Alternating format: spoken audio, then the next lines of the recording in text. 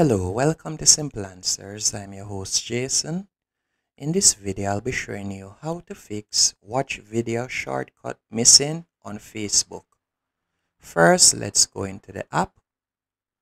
Once in Facebook, you can see that the watch video icon is missing at the top right there.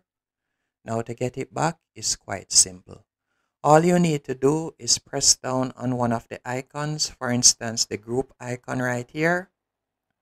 Then you're going to tap on Manage Shortcut Settings. And you can see that the watch video one was disabled. To enable it, you'll simply tap on it.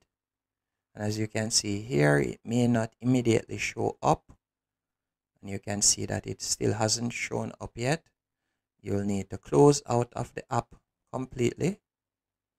And then if we should go back into Facebook, you can see that it is at the top right there. Right here. Hope you found this video helpful and informative. If you did, be sure to hit the like button and subscribe, and thank you for watching.